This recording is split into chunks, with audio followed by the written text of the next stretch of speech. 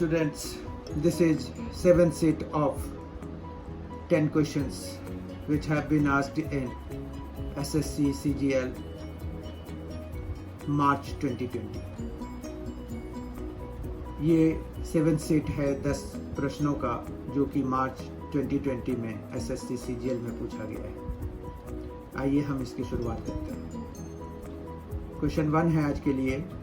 दी गई तालिका 6 वर्षों की अवधि के लिए विभिन्न टाइप की मोटरसाइकिलों जो कि हजारों में के उत्पादन को दर्शाती है। तालिका का ध्यानपूर्वक अध्ययन करें और दिए गए प्रश्न का उत्तर दें। इसमें ईयर है, ईयर्स 2013 से लेके 2018 तक दिया हुआ है और फिर मोटरसाइकिल के टाइप्स दिए हुए हैं A, B, C, D और उनके फिर डिफरेंट प्रोडक्शंस डिफरेंट टाइम में कितने प्रोडक्शंस हुए हैं वो दिया हुआ है। ठीक है, अब यहाँ पर हमें क्वेश्चन क्या पूछ रहे हैं, 6 वर्षों में टाइप A वाली मोटरसाइकिलों का कुल उत्पादन 2013 और 2016 में हुए सभी प्रकार की मोटरसाइकिलों के कुल उत्पादन से कितने प्रतिशत कम है। तो यहाँ पर ऑप्शंस भी हमें दिए हुए हैं जैसे बाकियों में दिए होते हैं। तो लेट अस स्टार्ट इट। यहाँ पर जो है हमारे पास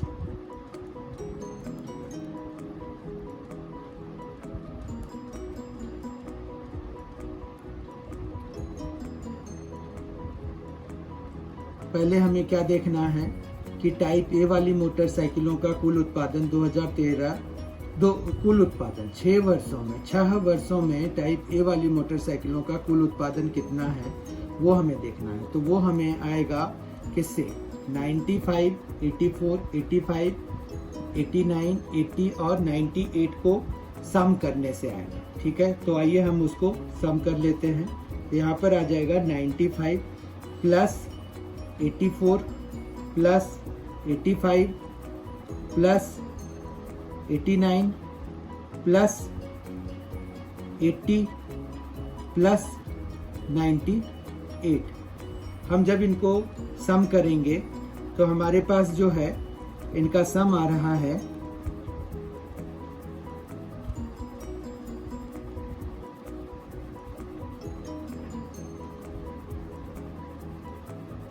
531।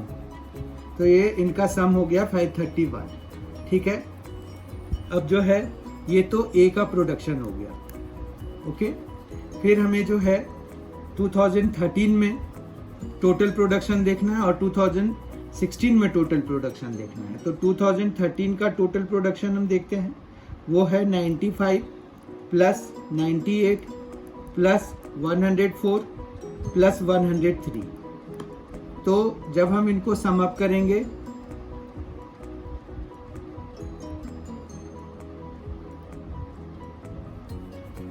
$400 हो गया। फिर हम 2016 का टोटल प्रोडक्शन देखेंगे। 2016 का उन्होंने पूछा हुआ है, तो 2016 के लिए हमारे पास है 89, 88, 92 और 95। जब इनको सम करते हैं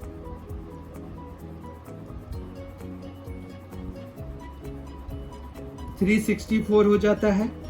तो फिर हमारे पास इन दोनों का टोटल कितना आ जाएगा, टोटल प्रोडक्शन ऑफ 2013 एंड 2016 हमारे पास आ जाता है, वो है 764। ठीक है, अब जो है यहाँ पर जो कह रहे हैं कि कमी कितना रह गया, तो यहाँ पर डेफिसिट हम निकाल लेते हैं। डेफिसिट जो है वो है 764 माइनस 531 का, तो ये आ जाएगा 3 और 2, तो 233 हो गया। अब 233 जो है हम देखना चाहते हैं कि कितना परसेंटेज है। इन्होंने कहा है हुए सभी प्रकार की मोटरसाइकिलों के कुल उत्पादन के कितने प्रतिशत कम है। तो हमें जो परसेंटेज निकालना है वो निकालना है किस पर, परसेंटेज हमारा निकलेगा 233 और टोटल प्रोडक्शन पे। टोटल प्रोडक्शन कितना है, 764 का है। ठीक है, और इंटू 100 कराना है। जब हम इनको सॉल्व करते हैं तो हमारे पास यहाँ पर आ जाएगा 30.49 7, तो जिसको कि हम अप्रोक्सीमेटली लिख सकते हैं 30.5। अब अगर ऑप्शन देखें तो हमारे पास 30.5 जो है ऑप्शन 2 पे है, तो हमारा इस वाले क्वेश्चन के लिए ऑप्शन 2 करेक्ट है। Second question for today is यदि 2x² + y² + 8z² - 2√2xy + 4√2yz - 8zx = ax + y + bz whole square है, तो a² + b² - ab। अब यहाँ पर अगर आप देखें तो a और b की वैल्यू हमें निकालनी पड़ेगी। उससे पहले हमें क्या करना होगा कि इसको इस वाले फॉर्म में लिखना पड़ेगा, मतलब a + b + c के होल स्क्वायर के x + y + z के होल स्क्वायर के फॉर्म में लिखना पड़ेगा। तो पहले हम इसका यही करते हैं कि 2x² है तो उसको हम √2x का होल स्क्वायर लिख सकते हैं। y² तो y² ही रहेगा, जबकि 8 जो है 2√2 हो जाता है तो 2√2z का होल स्क्वायर हो जाएगा। फिर यहाँ पर -2 × √2x और फिर y, ठीक है। फिर हमारे पास +2 × यहाँ पर yz है तो y तो ऐसे ही आएगा, फिर 2√2z आ जाएगा, ठीक है। फिर हमारे पास -2 × 2√2z × √2x हो जाएगा। तो ये देखिए, इसको सॉल्व करके हमारा 8zx बन रहा है, इसको सॉल्व करके हमारा 4√2yz बन रहा है, जबकि ये 2√2xy बन रहा है, ठीक है। इतना समझ में आ गया। अगर हम यहाँ पर देखें तो या तो हमें यहाँ पर इन दोनों में कॉमन क्या है, x वाले टर्म कॉमन है, तो या तो हम x को माइनस बना लें या फिर हम y और z को माइनस बना लें। ठीक बात है, क्योंकि जब हमारे पास y और z मल्टीप्लाई हो रहे हैं तो प्लस है, और बाकी जगहों पे चूंकि वो दोनों सिंगल टाइम अपीयर हो रहे हैं तो माइनस में है। तो इस तरह से हम y और z को नेगेटिव बना लेते हैं, तो √2x - y - 2√2z का होल स्क्वायर आ जाएगा हमारे पास। अब इसको अगर हमें कंपेयर कराना है, किससे कराएंगे, तो ax + y + bz के होल स्क्वायर से। तो ये हो जाएगा a = √2, b = -2√2, ठीक है।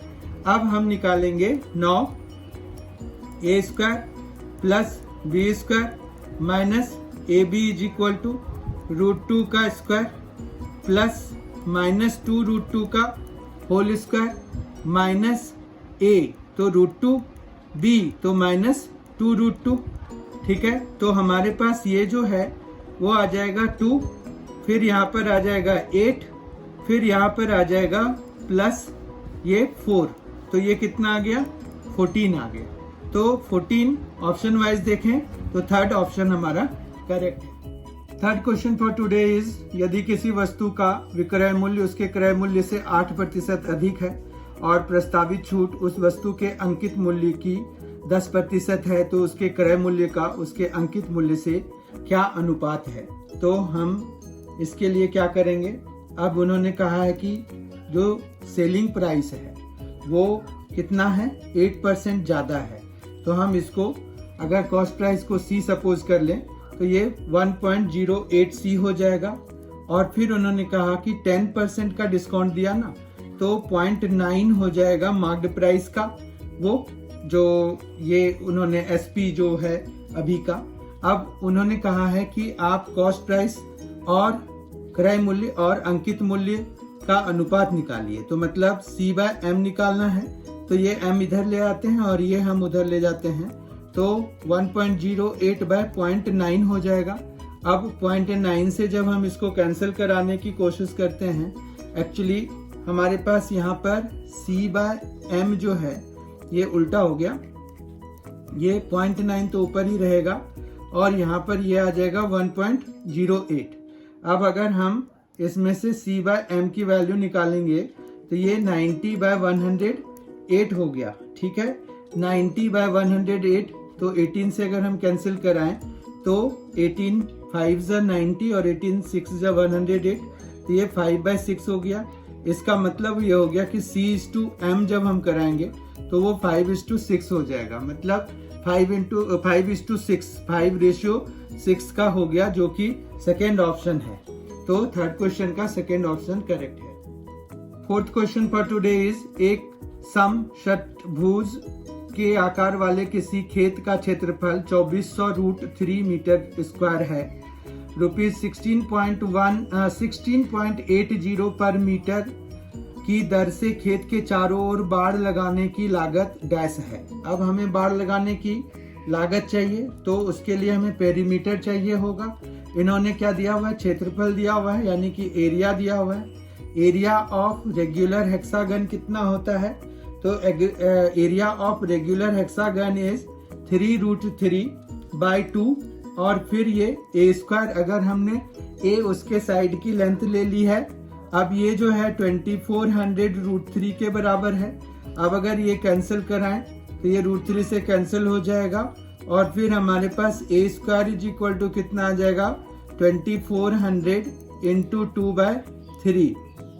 तो अगर हम इसको फिर से फर्दर सॉल्व करें तो ए स्क्वायर जो है हमारे पास 1600 हो जाएगा, क्योंकि 800 में ये कैंसिल हो जाएगा, तो 1600 हो गया। अब ये जो है ए हमारे पास कितना आ जाएगा, ये आ जाएगा 40 मीटर। हम सिर्फ क्या ले रहे हैं, पॉजिटिव स्क्वायर रूट ले रहे हैं, क्योंकि साइड की लेंथ जो है नेगेटिव नहीं हो सकती है। अब हम पेरीमीटर का निकालेंगे अगर, क्योंकि हमें बाड़ लगाना है, तो बाड़ तो पेरीमीटर पे लगेगा, तो पेरीमीटर हो जाएगा 6 इंटू ए। अब 6 इंटू ए मतलब 6 इंटू 40, यानी कि 240। अब अगर हम ये टोटल इतना मीटर का वायर उसके ऊपर लगेगा, चारों ओर बाड़ लगाना है, ठीक है। अब जो है हमें 16.80 पर मीटर के रेट से लगाना है बाड़, तो वो कॉस्ट आपका आ जाएगा रुपीज कितना, 240 इंटू 16.80। तो जब हम इनको मल्टीप्लाई कराते हैं तो हमारे पास जो है ये मिल जाएगा 4032, मतलब 4032। अगर ऑप्शन वाइज देखें तो हमारा फोर्थ ऑप्शन करेक्ट है इस वाले क्वेश्चन के लिए, ठीक है। Fifth question for today is, A B C अपने वेतन का क्रमशः 8%, 7% और 9% किसी धर्मार्थ ट्रस्ट को दान करते हैं। ए और बी का वेतन समान है और उनके दान के बीच का अंतर 259 है। तो हमें जो है यहाँ पर ए और बी का कुल दान सी की तुलना में 1185 अधिक है। ए और सी का कुल दान ए बी और सी के कुल वेतन का कितना प्रतिशत है, ये पता करना है। तो हम जो है पहले क्या पता करेंगे, हमारे लिए यहाँ पर ये है कि हम जो है ए बी सी का जो वो दान की राशि है वो हमारा 8%, 7% और 9% है। तो हम इसको पहले लिख लेते हैं, ए बी सी। यहाँ पर है 8% ए दे रहा है, 7% बी दे रहा है और सी दे रहा है 9%, ठीक है। अब जो है यहाँ पर अगर ए और बी के बीच का डिफरेंस देखें तो वो डिफरेंस कितने का है, 1% का है, ठीक है बात। और वो 1% किसके बराबर है, वो 1% किसके बराबर है, 259 के बराबर है, तो 259 है। अगर किसी अमाउंट का 1% 259 है तो टोटल अमाउंट कितना हो जाएगा, 25900 हो जाएगा। समझ पा रहे हैं आप कि क्या हो रहा है यहाँ पर। तो 25 मतलब 1% है ना, तो ये 25900 ए की सैलरी और बी की सैलरी दोनों की अलग अलग इंडिविजुअल सैलरी 25,900 ईच है, ठीक है। इतना तो हमने अभी निकाल लिया। अब हम क्या करेंगे, अब हमारे पास दूसरा वाला है कि ए और बी का कुल दान सी की तुलना में 1185 अधिक है। मतलब ए और बी का जो कुल दान है, तो कुल दान कितना है, 8 + 7 मतलब 15। तो 15% ऑफ 25900 हो गया, तो ये कैंसिल हो जाएगा और हमारे पास आ जाएगा इन दोनों का जो कुल दान है वो हो जाएगा 3885 मतलब 3885। अब ये तो हुआ कि कुल दान ए और बी का, ए और बी का, ठीक है।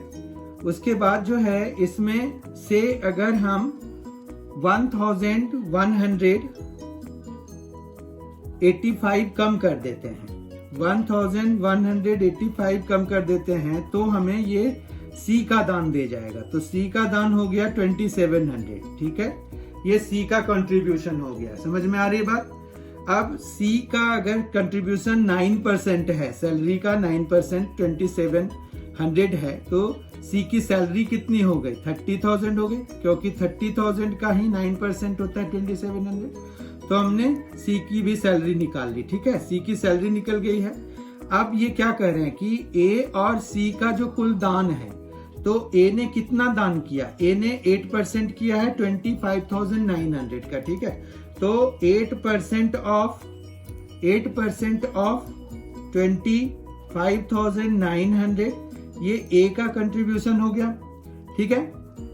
फिर ए और सी ने अभी देखा हमने कि 2700 दिया है, तो ये जो है इधर से सॉल्व करके हम ये देख पा रहे हैं कि इसने जो है 2072 दिया, जबकि 2700 सी ने दिया, ठीक है। तो इस तरह से ए और सी का जो कंट्रीब्यूशन है वो हमारे पास 2072 और 2700 कुल मिला के हो गया हमारे पास 4772, ठीक है। ये उसके बाद जो है हम यहाँ पर total salary A B C की निकालते हैं। तो टोटल सैलरी कितनी हो जाएगी? 25,900 प्लस 25,900 और प्लस 30,000, ठीक है। तो ए बी सी की जो कंबाइंड सैलरी है वो है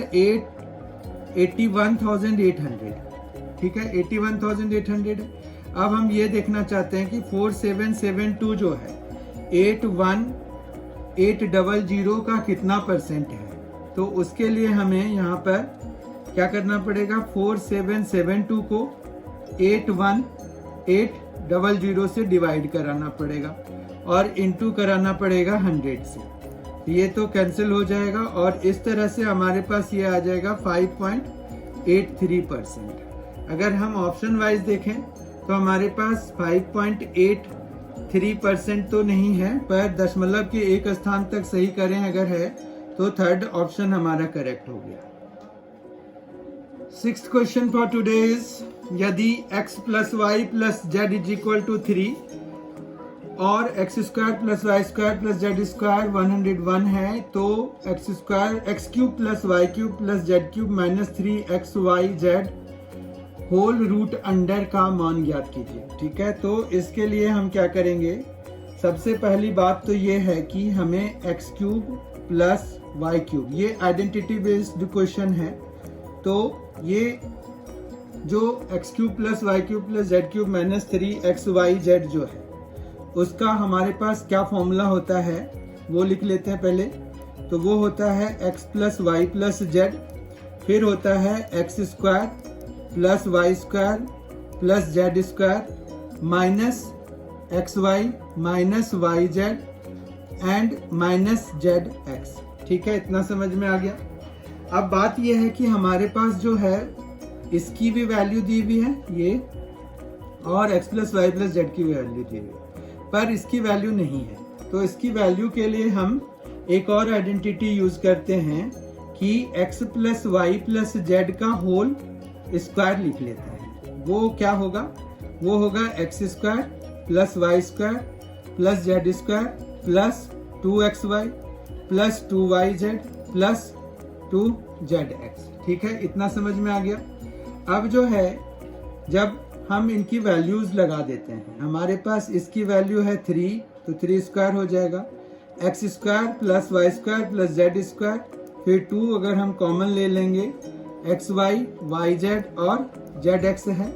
तो हमारे पास यहाँ पर जो है ये 9 माइनस 101 बाय 2, ये किसकी वैल्यू है? X Y plus Y Z plus Z X की। समझ में आ गई बात? ये बेसिकली सॉल्व होके हमारे पास 9 माइनस 101 तो ये आ गया -92/2, ये आ गया x y y z और z x की वैल्यू। एक तरह से ये कितना आ गया, -46 आ गया, ठीक है, X Y plus Y Z plus Z X की वैल्यू। अब हमें जो है इसकी वैल्यू लगानी है कहाँ पर, यहाँ पर। यहाँ पर अगर हम माइनस कॉमन ले लेंगे तो हमारे पास इसकी वैल्यू आ जाएगी। तो ये क्या हो जाएगा, x³ plus y³ plus z³ -3xyz is equal to x plus Y plus Z, यानी कि 3, फिर x² plus y² plus z², 101, फिर माइनस और फिर -46। समझ में आ गया होगा आपको। अब यहाँ पर क्या आ जाएगा, 3 इंटू 101 प्लस 46, तो कितना आ गया, 3 इंटू 147, ठीक है। 147 इंटू 3 जो है वो कितना हो जाता है, वो हो जाता है 441। अब लेकिन हमें चाहिए स्क्वायर रूट, तो therefore root under of x³ plus y³ plus z³ -3xyz is equal to कितना हो जाएगा, 441 का स्क्वायर रूट, जो कि 21 के बराबर होता है। तो अब हम ऑप्शन वाइज देखते हैं, तो ऑप्शन वाइज में हमारे पास फोर्थ ऑप्शन करेक्ट है। 7th question for today is cos 9 degree plus sin 81 degree into sec 9 degree plus cosec 81 degree upon 2 sin square 63 degree plus 1 plus 2 sin square 27 degree का मान ज्ञात कीजिए, या मान डैश है, ठीक है। तो हमें मतलब बेसिकली ज्ञात ही करना है और उसके बाद जो भी आंसर आएगा वही हमारा आंसर हो जाएगा। तो यहाँ पर जो है हम पहले तो ये cos 9 degree plus sin 81 degree, तो ठीक है। सेक को हम 1/cos 9 डिग्री लिख सकते हैं, जबकि कॉसेक को हम 1/sin 81 डिग्री लिख सकते हैं। और अपॉन में जो हमारे पास है वो है 2 sin स्क्वायर 63 डिग्री, और प्लस ये वाला हम इसको लिख सकते हैं 2 sin square 90 degree minus 63 degree, ठीक है। और प्लस 1 को हम साइड में कर देते हैं। अब हमारे पास यहाँ पर cos 9 degree plus sin 81 degree, और फिर यहाँ एलसीएम ले लेंगे, तो एलसीएम लेंगे तो हमारे पास क्या आएगा, cos 9 डिग्री sin 81 डिग्री, ये sin 81 डिग्री यहाँ आ जाएगा, ये आ जाएगा sin 81 degree plus cos 9 degree यहाँ आ जाएगा, ये आ जाएगा cos 9 डिग्री, और फिर अपॉन में हमारे पास कितना आ जाएगा, अपॉन में आ जाएगा 2 कॉमन ले लेते हैं, इसको sin स्क्वायर 63 डिग्री प्लस ये sin 90 डिग्री माइनस थीटा जो है ना वो cos हो जाता है, तो यहाँ पर स्क्वायर है तो cos स्क्वायर हो जाएगा, cos स्क्वायर 63 डिग्री हो जाएगा और प्लस 1 हो जाएगा, ठीक है, बात समझ रहे हैं। अब यहाँ पर क्या हो गया, ये देखिए a प्लस b का होल स्क्वायर हो गया, क्योंकि दोनों सेम ही है। यहाँ पर भी cos 9 डिग्री, यहाँ cos 9 डिग्री है, sin 81 sin 81, तो a प्लस b का होल स्क्वायर लगा देते हैं हम। तो यहाँ पर क्या आ जाएगा, cos square 9 degree plus sin square 81 degree, फिर प्लस 2 cos 9 डिग्री और sin 81 डिग्री, ठीक है, इतना समझ में आ गया। और नीचे क्या क्या बन गया, यहाँ पर 2 इंटू 1 प्लस 1, और जो हमारा एलसीएम वाला है वो भी नीचे आएगा, तो वो आ जाएगा cos 9 degree into sin 81 degree, ठीक है, इतना समझ में आ गया।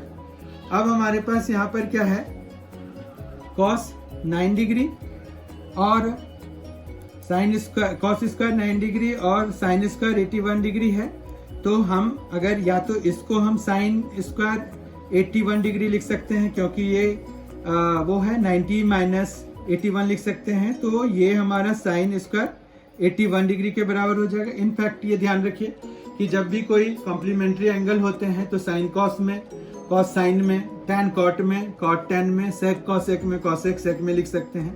तो हमारे पास 9 और 81 कॉम्प्लीमेंट्री एंगल्स होते हैं। कॉम्प्लीमेंट्री एंगल्स हैं तो हमारे पास cos square 9 degree sine square 81 degree के बराबर हो जाएगा। एक साइन स्क्वायर 81 डिग्री पहले से है, फिर हमारे पास यहाँ पर 2।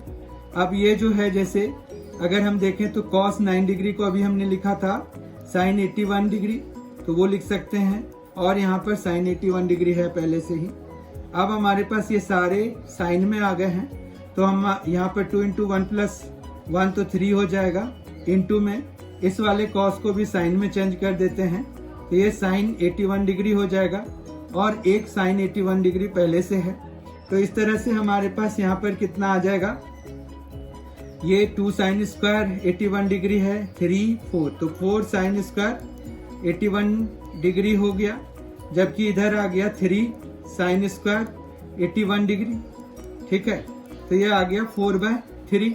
ऑप्शन वाइज अगर हम देखें तो हमारा ऑप्शन 1 करेक्ट है।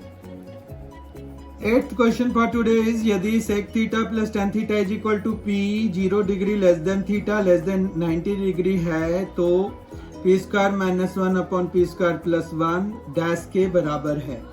चलिए इसको करते हैं। यहाँ पर p जो है हमें क्या दिया हुआ है, p हमें दिया हुआ है sec थीटा + tan थीटा के बराबर। ठीक है, तो हम जो है यहाँ से p² निकाल सकते हैं। ये p² हो जाएगा sec थीटा + tan थीटा का होल स्क्वायर। ठीक है, तो इस तरह से p² आ जाएगा sec² theta + tan² theta + 2 sec theta tan theta. ठीक है, अब जो है यहाँ पर 9 हमें जो वैल्यू दी हुई है वो निकालना है। मतलब हमें p² - 1 अपॉन p² + 1 की वैल्यू निकालनी है। तो p² - 1 अपॉन p² + 1 की वैल्यू के लिए हम यहाँ पर क्या करेंगे, ये वैल्यूज डाल देंगे। sec² theta + tan² theta + 2 sec theta × tan theta और फिर -1 अपॉन में आएगा हमारे पास sec² theta + tan² theta + 2 sec theta × tan theta + 1। ठीक है, तो हमारे पास sec² थीटा -1 ये और ये मिला करके tan² थीटा बन जाएगा। ये प्लस tan² थीटा हमारे पास पहले से ही है और 2 sec थीटा × tan थीटा तो रहेगा ही। अपॉन में आएगा sec² theta will remain same, जबकि हम tan² थीटा + 1 को sec² थीटा लिख देंगे plus 2 sec theta × tan theta है हमारे पास। ठीक है, इस तरह से हमारे पास ये जो है 2 tan² थीटा हो जाएगा plus 2 sec theta × tan theta हो जाएगा अपॉन में 2 sec² theta plus 2 sec theta × tan theta हो जाएगा। फिर जो है हम इनमें से कॉमन ले लेंगे 2 tan थीटा, तो ये आ जाएगा tan theta plus sec theta upon यहाँ पर 2 sec थीटा, यहाँ पर आ जाएगा sec theta plus tan theta. तो ये खत्म हो जाएगा, ये 2 कैंसिल हो जाएगा। अब tan theta by sec theta actually क्या हो जाता है, sin theta by cos theta और sec थीटा होता है 1/cos थीटा। ठीक है, इस तरह से अगर हम देखें तो ये cos थीटा कैंसिल हो जाएंगे और हमारे पास जो आंसर है इसका वो sin थीटा बचा रहेगा। ऑप्शन वाइज अगर हम देखें तो 3rd ऑप्शन हमारा करेक्ट है। 9th question for today is ₹x राशि 1/3 = 1/5 = 1/6 = 1/9 के अनुपात में A, B, C और D में विभाजित की जाती है। यदि B और D के भागों के बीच का अंतर ₹832 है तो x का मान ज्ञात कीजिए। ये हमें रेशियो के बेस्ड क्वेश्चन है। पहले तो हमें ये जो रेशियो है वो फ्रैक्शनल फॉर्म में दिया हुआ है, जो कि नहीं होना चाहिए। तो उसके लिए हमें क्या करना पड़ेगा, उसको पहले चेंज करना पड़ेगा। किसमें, प्रोपर रेशियो में चेंज करना पड़ेगा। तो हमारे पास यहाँ पर A है, B है, C है, D है। तो ये 1/3 है, ये 1/5 है, ये 1/6 है और ये 1/9 है। तो हमारे पास इनमें एलसीएम हम निकालेंगे 3 का, 5 का, 6 का, 9 का, जो कि एलसीएम हमारे पास होता है 3, 5, 6, 9 का एलसीएम 90 से हम थ्रू आउट मल्टीप्लाई करेंगे तो ये 30 हो जाएगा ये इस टू 18 हो जाएगा, ये इस टू 15 हो जाएगा और ये इस टू 10 हो जाएगा। ठीक है, फिर हमारे पास सम इनका जो है वो आ जाता है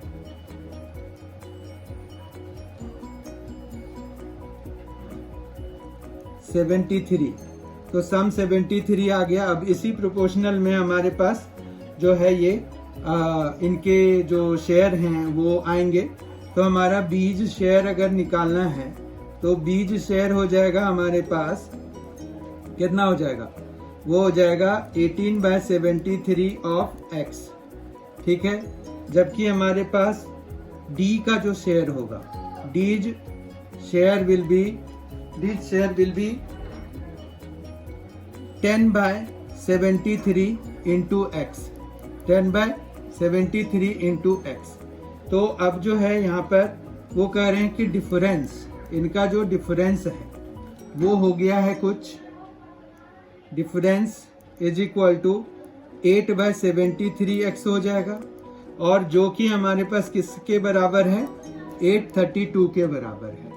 अब अगर हम इसको x के लिए सॉल्व करेंगे तो 832 इंटू 73/8 हो जाएगा। तो यहाँ पर कितना आ जाएगा, 104 आ जाएगा। 104 इंटू 73, 104 इंटू 73 कितना हो जाएगा, तो हमारे पास ये आ जाता है 7592। तो ₹7592 जो है x की वैल्यू है, x का मान है। तो हमारे पास ए ऑप्शन करेक्ट है। 10th question and the last question for today is 8 divided by 8 minus 3 divided by 4 divided by 4 of 8, 4 minus 4 into 4 divided by 8, then minus 2, 8 into 8 divided by and this one। तो हमारे पास यहाँ पर basically ये जो है किस पे बेस्ड है, ये बेस्ड है बॉडमास रूल पे। बॉडमास रूल हमारा कभी भी गलत नहीं होता है जब तक कि हम उसको प्रॉपरली लगा रहे हैं। तो बॉडमास रूल आसान होता है। यहाँ पर हम 8 डिवाइडेड बाय तो लिख लें, फिर यहाँ पर ये ब्रैकेट में है तो और ये इंडिविजुअल है तो हम इसको पहले ही सॉल्व करके लिख सकते हैं, तो ये कोई दिक्कत नहीं है। फिर हमारे पास डिवाइडेड बाय आ जाएगा, यहाँ पर कर्ली ब्रैकेट भी डालेंगे। 4 डिवाइडेड बाय, तो 4 डिवाइडेड बाय रखिए, ऑफ के लिए आप पहले मल्टीप्लाई करा दीजिए, तो ये क्या आ गया, 32 हो गया। ठीक है, तो ये तो हमारा एक ब्रैकेट में आ गया, प्लस 4 माइनस फिर 4 इंटू ये 4/8, यानी कि ये कैंसिल हो जाएगा। ठीक है, फिर बाहर -2 और डिवाइडेड बाय, ये आ जाएगा 8 इंटू 8 डिवाइडेड बाय 4, तो हम इसको यहाँ पर ऐसे लिख सकते हैं, -8 डिवाइडेड बाय 8 ऑफ 2, तो सबसे पहले इसको 16 कर दीजिए, -7। समझ में आ रही है बात। फिर हमारे पास यहाँ पर क्या आ जाएगा, 8 डिवाइडेड बाय 5 डिवाइडेड बाय, यहाँ पर 4/32 हो जाएगा, ब्रैकेट में है ये। 4/32 जो है हमारा वो हो जाएगा 1/8। ठीक है, प्लस 4 फिर माइनस 4/2, तो ये 2 हो गया, तो ये -2, कर्ली ब्रैकेट बंद, -2 बाहर से और फिर स्क्वायर ब्रैकेट भी बंद, और यहाँ पर ये 4 से 2 ये 16 हो गया, -8 ये डिवीजन पहले है तो 16 और -7, तो ये बेसिकली 1/2। ठीक है, इतना समझ में आ गया। अब ये आ जाएगा 8 डिवाइडेड बाय, यहाँ पर आ गया 5 डिवाइडेड बाय, ये है ये 1/8 है, 1/8 प्लस ये जो है 2 हो गया।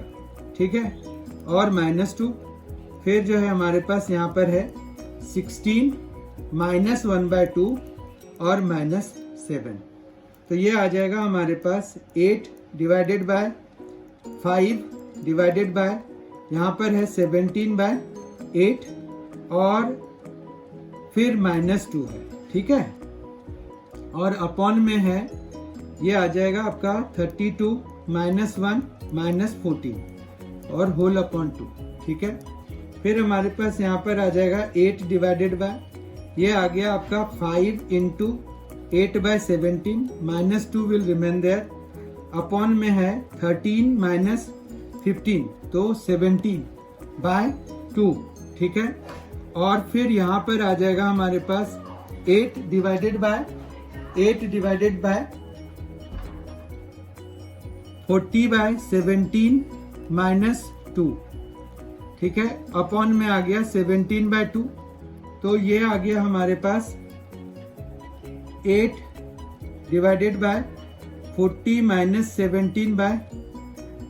14 माइनस 34 एलसीएम लेना पड़ेगा, 34/17 होल अपॉन 17/2। समझ में आ रही है बात। अब ये जो है 8 डिवाइडेड बाय ये आ जाएगा आपका 6/17 अपॉन में 17/2, तो फिर जो है हम इसको 8 इंटू 17/6 अपॉन 17/2 लिख सकते हैं। 2 से हम इसको 3 टाइम्स में कैंसिल करा सकते हैं, 17 से ये 17 टाइम्स में कैंसिल, 17 को 1 टाइम में कैंसिल करा सकते हैं।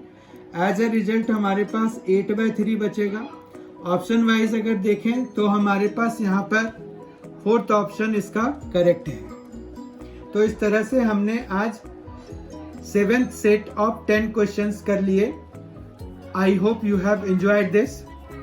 Thank you for being with us. Thanks a lot.